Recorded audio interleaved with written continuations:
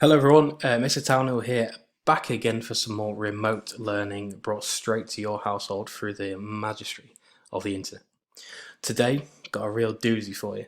What we're going to be looking at is technical issues. Hang on. There we go. We're going to be looking at types of fitness or components of fitness as they're more readily known.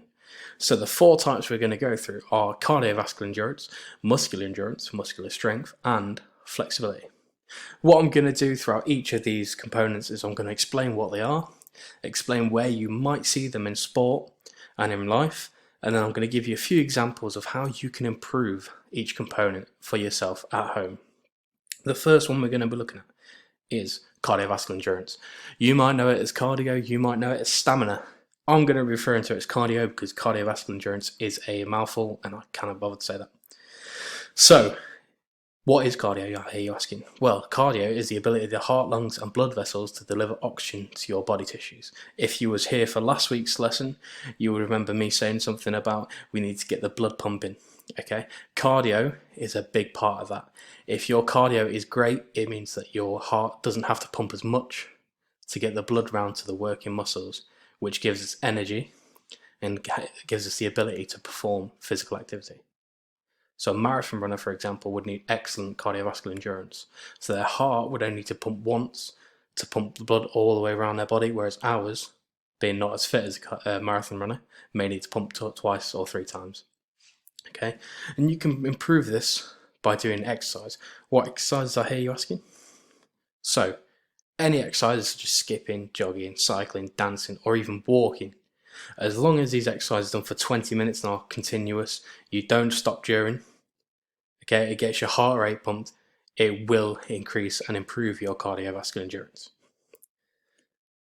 The next component of fitness, muscular endurance. So muscular endurance is the ability of muscle or groups of muscles to sustain repeated contractions against a resistance for an extended period of time. What the hell does that mean, sir? I hear you all asking. Well, essentially, it's just a repeated movement that you are making against a resistance using a group of muscles or a singular muscle. So a rower, for a good example, would need great muscular endurance because they are doing the repeated rowing movement, and the resistance that would be there is the water that they are trying to move against. Okay? You can improve this by doing repetitive body weight or resistance training. Because of your age, of the people watching this, most of you are going to be in year 7 or 8, I wouldn't recommend doing proper weighted exercises with dumbbells or bars or anything like that. So we're going to try and stick to body weight exercises here. So, which is essentially just using your body weight as the weight you are training against. So some examples, push-ups. Okay, you're just literally pushing your body weight up. Sit-ups, similar thing, you're just pulling your upper body up. Body weight squats and pull-ups. Okay, there's 4 different examples there. There are plenty more online. I'm just giving you a few examples that you can do at home with minimal equipment. Next one, muscular strength. Slightly different to muscular endurance. Okay, muscular endurance is all about doing it over a period of time. Okay, so you may do push-ups for a minute. Muscular strength, however, is in one single maximal effort. Okay, so it's as much as you can do at one time. A shot putter, for example, would have to have really good muscular strength because they are putting all their effort in at once into throwing or pushing the shot put as far as they can. Okay, similar to muscular endurance, to improve this, you can do it through resistance training. For example, doing a plank, some press-ups, squats, burpees, or leg raises. Again, I wouldn't recommend using proper weights just yet because of your age, it can do more harm than good at this point. So, again, go online. There's lots and lots of resources online that you can use, and it could become really good. You could get into it. Last but not least for this week, flexibility. Flexibility refers to the range of motion for any given joint. Okay, so if you've got good flexibility, it means you'll be able to have a lot of range of motion around the joint. If you haven't got good flexibility, it won't be as won't have a bigger range as someone that has good flexibility. So a gymnast, for an obvious example, would have a brilliant one. Just to do the splits, you'll have to have excellent flexibility at the hips to get your legs to go like that, which I genuinely never dream of being able to do. Ways you can improve it, quite simply through stretching exercises, whether it just be stretching every single morning or whether it be doing stuff like yoga or Pilates. The brilliant thing about these types of exercises, there is a load and loads of examples on YouTube and online that you can even follow. So you can get it up on your TV, on your tablet, your phone, and you can actually perform along with a class online through YouTube. It genuinely is brilliant, and I would recommend it. So the task for this week, you are going to create your own little session plan.